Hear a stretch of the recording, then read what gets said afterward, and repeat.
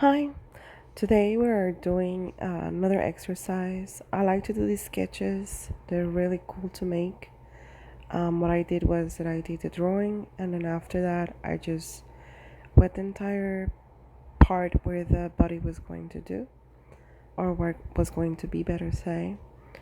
And then you see me just adding the washes that I could get from my palette, which, by the way, is not the greatest, cleanest palette out there. And you see me just basically just jotting down the biggest parts where I can really get the shadow from. Even though I wasn't thrilled about the way this one came out, I still recorded the process, and I think it's important to share with you guys how to do this and explain to you guys how I do also sometimes my paintings or my sketches. I wanted to practice first on watercolors because I want to make an acrylic painting of the same woman or same position. And I thought what better way to practice than watercolors. I really want to improve my watercolor painting by adding different washes and also trying to push myself to add different colors that perhaps I don't feel comfortable using. And for this one, I tried to use different undertones of green, and I also did not focus too much on the background, but I did add part of the same colors that I was adding to the nude onto the bottom part. I wish my phone can really grasp onto the crisp areas as to better show you where the lights were coming from. This particular position and the person is a model that I found right here on YouTube. I also practice with models live, but today, since I really don't have any models, I've been practicing with a model from a video. I often look at Croquis Cafe or go to Croquis Cafe to look for different positions and models, females and males, and I like to play around with color and with different things that I can do. I had to stand up for the video, and unfortunately I had to reposition the paper, so that's what you see me doing here. And I also was interrupted at least 3 times for this painting, so it was very difficult to film or make the video out of it. I'm still using the app Vimeo, and this painting I'm transferring it from also an app that is called Periscope. My space is so tiny, and I'm using my kitchen table to do this, I know. But you know what? It doesn't matter because I'm doing it, and that's what's matter. That's what's really matter. If I actually haven't had the chance to tell you guys about a little bit about my story, perhaps I'm a little bit more relaxed than before, and I can explain to you why this is so important to me. So, to give you just a little bit about my story, and so you understand everything, perhaps will click and it will actually help you to never give up on your painting. I've been painting for a while. I actually had another YouTube channel, but I was co-creating the videos with my ex-husband. And yes, my ex-husband for a reason. I got divorced and separated about 7 years ago, and I ended up with nothing. And since I lost almost pretty much everything, including paintings that I used to do and or that I did, my easels, everything was gone. I basically have to start from scratch. So I haven't touched an oil paint for a while, and I'm basically just rebuilding my life and my art career as well. Being divorced is very messy, and believe me, I will not want anybody to go through this. It is very painful, and it's still difficult to understand why did I end up being without nothing, but it did happen to me, and even though it's a very painful experience, it has taught me to be resilient. So I end up being a single mother of three kids or three children, and with an art career that was basically just I just had it like part time. I decided that it was time for me to go to work, and so that's what I've been doing ever since. Even though I remarried, I think it is very difficult to get back and try to make enough for everybody. Even though now my children are bigger and a little older, it is still, I'm still recovering from the damage my first divorce caused. Overall, I feel like being able to paint, sit down and paint, is such a massive privilege for me because years ago, my head, my whole being was just not there. So being able to create and be able to, even not the greatest quality I know, but at least to do something for you guys, it brings me so much joy. You know, at first I was a little bit upset that something like that happened to me, you know, bit of control freak, but it also teach me to be humble and to never forget and to continue progressing and to focus more on what's important in life and to be happy with what I have in my hands at the very moment. I also stopped focusing on what was surrounding me or what people had or not had was doing or people perhaps that were in a better position or whatever. I just stopped looking at people that way and started focusing more on more beautiful things. Like for example, I started noticing more my surroundings as to like the flowers and nature, and I stopped focusing on what other people was doing. These experiences have helped me to also develop a, like I said, a resilient attitude, and I feel like I'm stronger now. I feel like pain or sorrow or depression or anxiety or anything you have, there's always a solution. And I use art to, I guess, basically sort of like a therapy. Anyways, enough about me. So, what I'm doing here is just adding more shadows, and I was using this small brush to kind of just add a little bit more details. This painting was a bit frustrating because I wanted to finish it, and then at the end, I figured that I had like the bottom part was not really proportioned right, and I poured too much water on the face. And even though it's a good sketch, I couldn't. So I stopped painting it, and I tried to do another one, and it was just not working for me on that day.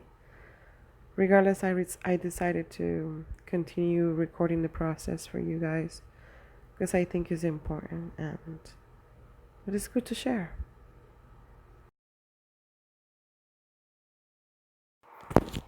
To me, watercolor is such a fun medium, and the best part is that you can mix it in with so many things and so many mediums. You can mix watercolors with pencils. You can mix watercolors with acrylics. You can mix it with gouache, and it's very versatile. So doing sketches in watercolors and then redoing them in acrylics or oils is really a joy to do. I feel like I paint more so for the relaxing part of it. It just brings me back to my, I guess, back to my relaxing mode or my zen mode, better say. And it just adds like good timing for me. It's just transform my day. Today was a very, very, very hard and laborious day, and it was extremely hot outside. And to come home and being able to sit down and do this is, like I said, a really big privilege. So I take it very seriously.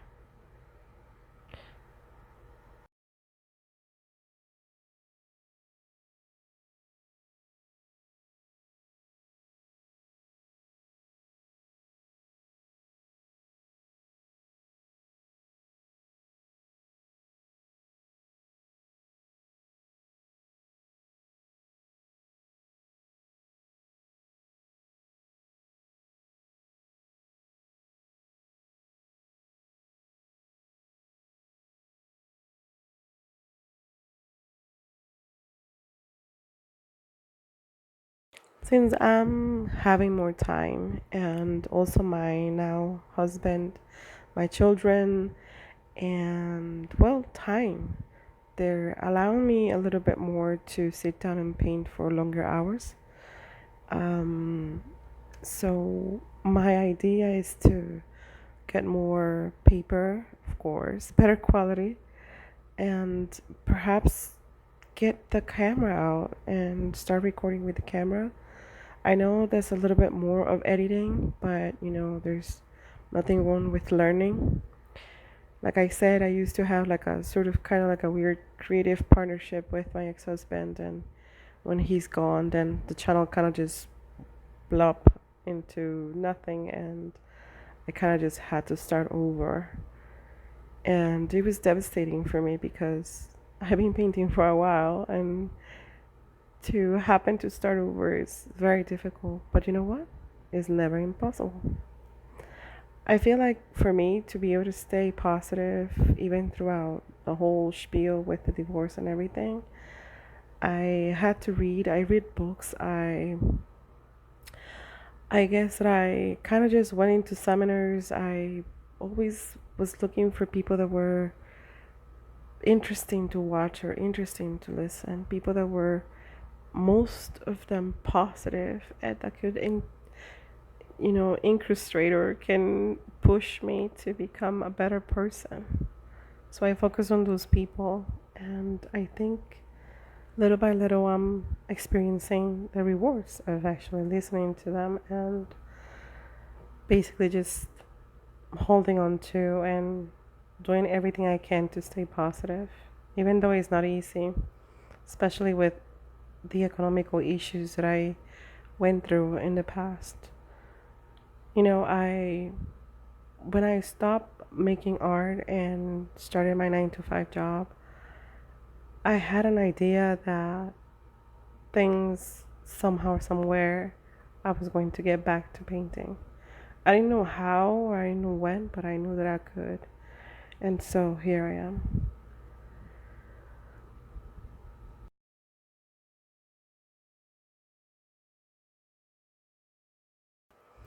Overall, this story or my life story or the little bit that I'm sharing with you guys is not for you to feel sorry at all.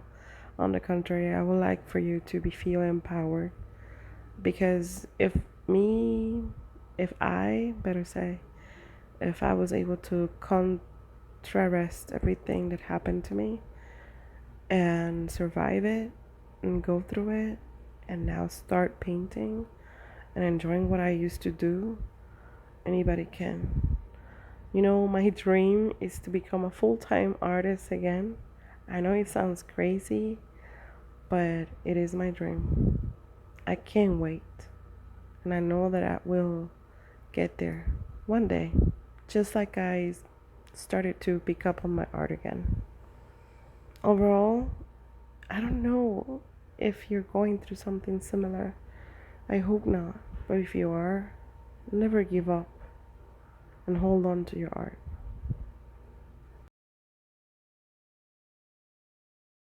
There's other things, of course, that I had to do, like praying, and I read the Bible. I also wrote a whole lot. My good things, my good thinking, and my bad thinking. And that helped me a whole lot too. Like I said, trying to look at life in a more positive way and not focus on the negative and not whatever was surrounding me. This means a flushing even of friendships. Anybody that tried to, I guess, to poison my happiness with problems or issues, or people that say you can't. Those are the people that I had to, unfortunately, toxic. I had to, I don't want to say get rid of, but I had to stop being around them. And it was, I feel like, one of the most difficult parts for me. I wasn't realizing how much toxicity I had around me. I had to basically just do a throughout clean out, and it is not easy, believe me. Overall, you know what? Now that I think and I look at life and I look at the things that I went through and the things that I am able to accomplish now, in a way, I'm glad that I went through things like that, because it has given me the opportunity to understand and to know that things get better. And if you have faith and you love yourself and you love other people and you want to give the best of you towards life, I know that you will be successful. It doesn't matter if it takes you a while, as long as you get there. That's the most important thing.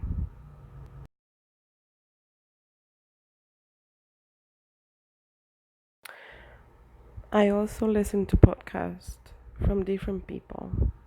I search in positive reinforcement, affirmations, and things of that sort. Anything that could give me a good pump or a push so I could continue. I read so many books about self-help, books on depression, anxiety.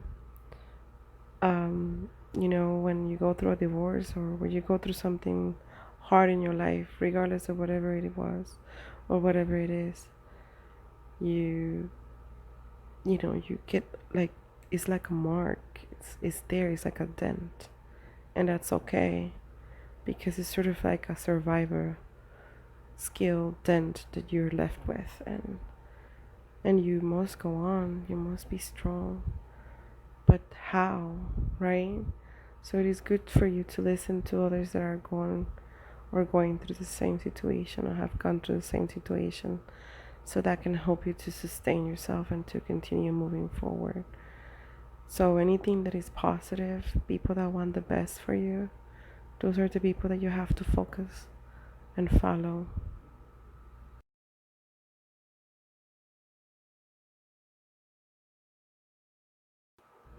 I know it's a lot sometimes, and I thought, what if I was never able to recuperate from there?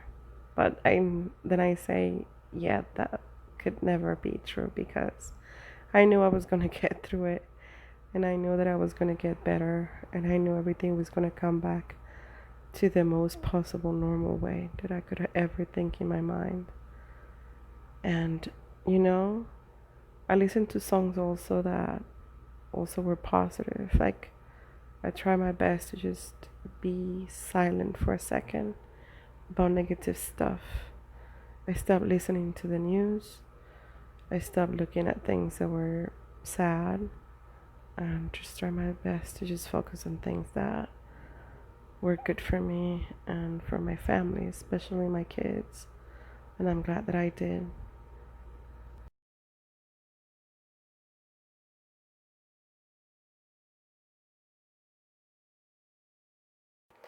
I always say that depression hurts, and depression could be clinical and it could be a real life problem for some.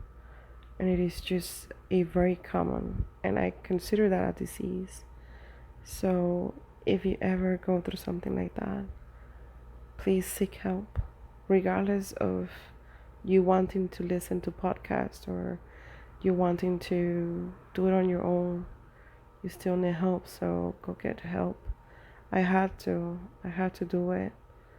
And I didn't focus on, okay, you have PTSD or you have anxiety disorder or whatever. I focus more on how can I make my life less stressful so I can make my situation or my health situation or my mental situation less complicated for myself.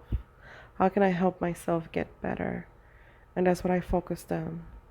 And that's how I felt better.